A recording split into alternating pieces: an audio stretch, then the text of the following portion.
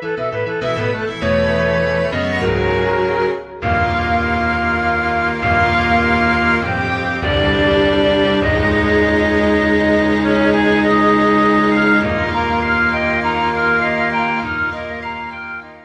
pessoal, tudo bom? Então nós vamos começar a fazer aí uma série de dicas, não somente de leitura, mas também de filmes, documentários, séries para assistir, tá bom? E a gente vai começar com uma reflexão espiritual sobre um filme que conta a história da banda Queen, que é o filme Bohemian Rhapsody, que é uma das músicas mais famosas aí da banda de rock, né? Então por que eu acabei escolhendo esse filme aí, né? Como que um canal espiritual, o que uma coisa tem a ver com a outra? Na verdade, quando eu assisti esse filme eu percebi assim, muitos ensinamentos, né? Aí em relação à vida do Freddie Mercury, a vida da banda, né? Então as consequências das decisões que eles tomaram, né? A influência aí da família, do meio. Então eu acho que a gente pode fazer uma boa reflexão espiritual, né? Então o filme ele conta desde a história, né, de quando o Freddie Mercury ainda não participava da banda, a banda nem se chamava Queen, era um outro nome, né? E aí eles se conhecem e tal, começam a fazer, né? Freddie Mercury entra na banda, começam a tocar e agora eles querem fazer as suas próprias músicas, né? E é muito interessante que nessa época, né, quando eles eram bem jovenzinhos, estavam se conhecendo, Freddie Mercury conheceu uma moça, né, no qual se apaixonou, ela também, que se chama a tal da Mary, né? E é uma pessoa, assim, fantástica, que vai ajudar ele até o final da vida, mesmo quando eles se separam, né? Vai ajudar ele, vai guiar ele, enfim. Então, antes do Queen estourar, né? Aí ele conheceu essa moça, né? Passou a ter sonhos, pediu ela em casamento, né? Tinha um sonho de ter uma vida com ela. Ela gostava muito dele, né?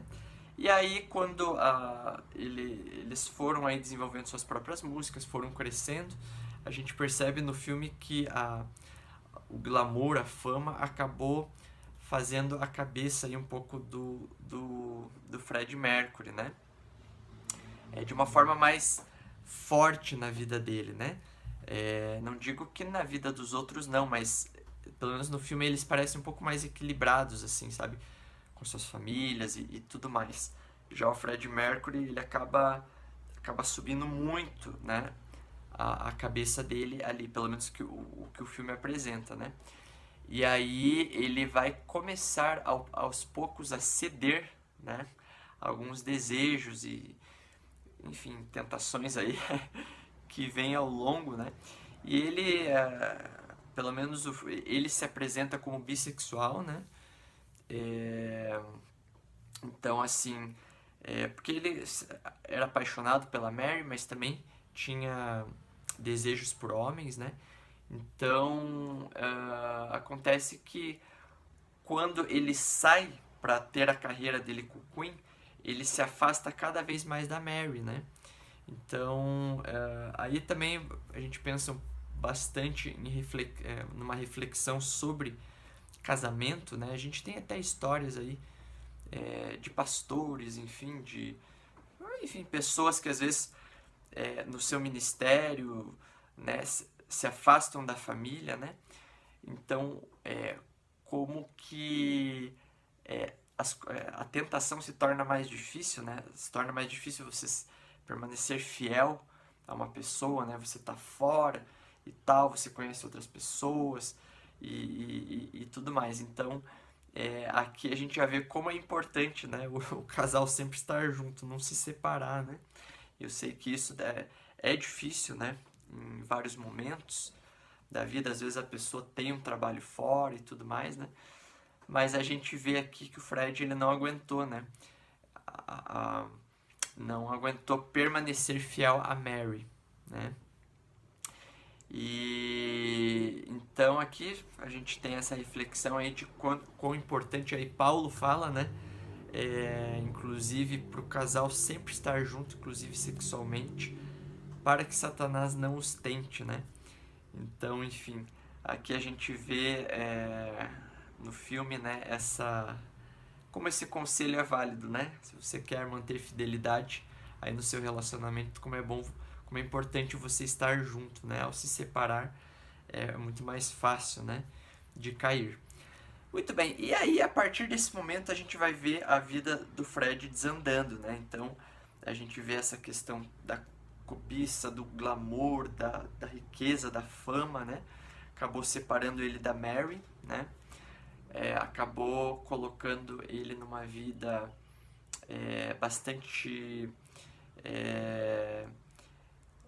enfim, aparece no filme ele comprando lá uma mansão, né? Dando festas aos montes, regado de drogas, né? De promiscuidade. E aí a gente vai ver a questão das companhias, né? Como acabam levando a pessoa também podem levar para um rumo ruim. Até tem um livro que se chama, né?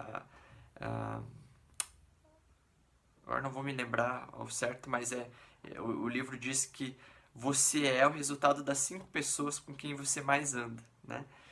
Então, Fred vai conhecer algumas pessoas que vão estar mais interessadas no que o Fred tem para oferecer do que realmente gostar dele, né?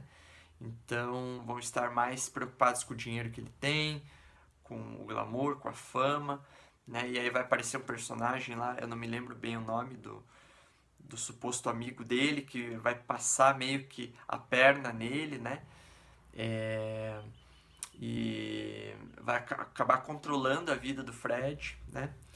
Então, e aí nesse meio, né, ele acaba perdendo, ele acaba saindo do Queen, ele acaba perdendo algumas oportunidades dele, ele vai para a carreira solo dele, coisa que ele não queria fazer no começo. Então, no começo, quando propuseram de ele ter uma carreira solo e se afastar do Queen, ele achou um absurdo, expulsou o cara, demitiu e tal. E depois, conforme vai subindo, né, essa fama e tudo mais, essas pessoas maléficas vão fazendo a cabeça dele, ele acaba cedendo, abandonando o Queen para fazer a carreira solo dele, que não dá certo, né? E aí ele tá no fundo do poço, né? Ele tá numa vida extremamente promíscua, né? O filme mostra ali que cada dia ele estava com um amante diferente, nesse momento que ele pega AIDS, né? Então você vê que as decisões têm consequências. Realmente o dinheiro, como Jesus disse, pode virar um Deus, né? Pode controlar a sua vida, né? Você tem muito dinheiro, então às vezes é bom não ter tanto dinheiro, né? Porque se a gente tem dinheiro, a gente faz um monte de burradas, né? E foi o que ele fez, né? Infelizmente contraiu AIDS, estava no fundo do poço, estava sem o Queen, estava com pessoas que enganavam ele, né? Então, e aí que aparece a Mary novamente, né? Agora ela já está, acho que casada com outra pessoa e tudo mais, mas ela tem ele como um amigo, né? E vai lá na casa dele, pega ele e mostra pra ele, olha, essas pessoas com quem você anda não gostam de você, né? Elas estão te enganando, não são os teus amigos de verdade, né? Porque amigo não é aquele que te joga no fundo do poço e se aproveita de você, né? Ela dá uma chacoalhada dele, joga um balde assim, sabe? E ele acorda, né? E é muito interessante essa cena. Parece um despertar, assim, uma conversão, assim, sabe? Deu tempo, né? E foi com a Mary, aquela pessoa que ele traiu, né? Aquela pessoa que, né? E ela foi a pessoa que na história, assim, parece de uma forma... vamos colocar aqui uma redentora, uma salvadora na vida dele, né? Um anjo, assim, que apesar de ele ter feito tudo de mal pra ela, assim, né? De ter traído, de ter abandonado e tudo mais, né? Ele gostava muito dela, né? Mas não foi fácil também, enfim, uma série de circunstâncias. Mas foi essa pessoa que foi até ele, essa pessoa que não tinha nada pra ganhar dele, né? Assim, foi lá e foi como amiga avisar ele, né? Então é fantástico essa história, né? A gente vê, assim, do ponto de vista espiritual, como é importante, né? Os verdadeiros amigos, né, são aqueles que realmente vão te ajudar a mostrar o caminho, vão te alertar, né? Não são apenas aqueles que estão no meio da farra, né? Então, às vezes você pode ter amigos aí, né, que só estão com você quando você está bem, quando você está no meio da farra, querem controlar a sua vida, né? Mas os verdadeiros amigos são aqueles que vão lá te alertar, né? Vão lá te ajudar quando você está no fundo do poço a se levantar, né? Então, muito legal, a Mary vai ter esse papel. E ele desperta, ele chuta fora todas aquelas pessoas tóxicas que estão prejudicando ele. Ele passa a ter um pouco mais de consciência de tudo aquilo que ele fez, as consequências né, do que ele tomou. E aí ele volta a falar com a banda novamente para se reconciliar, né? Então a gente vê aqui, de certa forma, achei muito interessante no filme, assim, eu vi um pouco do evangelho ali, sabe? Esse momento de restauração, de conversão, de reconciliação, depois de estar no fundo do poço, né? Ele vai lá, pede desculpa, se humilha pra banda, porque ele era bem arrogante no começo, assim parece, né? Eu sou o cara e tal. Ele se humilha, se joga, sabe? Se arrepende, coloca diante da banda, olha, me perdoem, eu me submeto àquilo que vocês escolherem, sabe? Se humilha mesmo, sabe? Se coloca no pó, né? A banda o aceita de volta, né? Ele vai até os seus pais, né? E o seu pai, que era bastante conservador e falava para ele, né, que ele devia ter atitudes corretas e tal. Ele vai lá falar para os seus pais que ele vai participar de um show, que é o Live Aid, né? Que vai ser um show onde bandas do mundo inteiro vão fazer a arrecadação. Eles não vão ganhar nada, eles vão arrecadar para doar para a África, né? Para fazer essas doações e tal. Então é uma causa humanitária, né? Então o pai dele fica emocionado e tudo mais, né? Então a gente vê a última cena, né? Ele se arrependendo, assim, pedindo perdão por tudo que fez, tendo consciência do que fez, né? E aí aparece, né, o último show aí do filme, né? Um show por uma causa humanitária, né? Por um propósito maior e tal. Então é muito interessante, assim, sabe? Mostra aí uma série de ensinamentos pra gente, né? As consequências daquilo que a gente toma, né? As decisões que a gente faz hoje, nós vamos ter consequências no futuro. Cuidar com as pessoas, o meio onde nós estamos, né? Então, o meio acaba levando a gente para uma vida, né? Então, se você quer ter uma vida, poxa, que vida que você quer ter, né? Poxa, eu quero ter, sei lá, uma vida, formar uma família, ter os meus filhos, né? Seguir por um propósito de vida. Então, cuide com as pessoas que estão ao seu redor, cuide com os ambientes, né? A gente vai perceber que os ambientes, né? Principalmente no rock and roll, querendo ou não, né? Ele te leva para uma vida de sexo, drogas e rock and roll, né? Não necessariamente, mas a gente percebe ali a influência que isso teve sobre a vida do Fred, né? Então, esse cuidado com os ambientes que nós estamos, né? Que tipo de vida que você quer ter, o tipo de ambiente, né? E esse ambiente vão ter pessoas que vão te influenciar, então tome cuidado com as pessoas, né? Olhe para aquelas pessoas que realmente se importam com você, como a Mary no filme, né?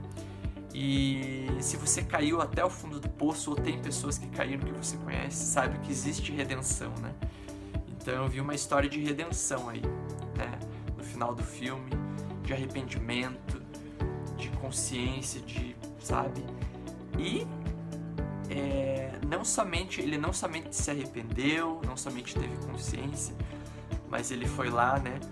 E foi muito bonito ali o final, né? O show que eles fizeram para arrecadar aí dinheiro para a África, né? Então, qual que é o sentido da sua vida, né? Então, quando você retoma a consciência do sentido da sua vida, né? Daquilo que você é, do motivo pelo qual você está aqui, isso faz com que você age em prol do seu próximo, né? Faz com que a sua vida seja mais do que obter fama e dinheiro, né? Então, gente, eu gostaria de finalizar aí as reflexões espirituais sobre o filme. Eu acho que dá pra gente refletir muito, né?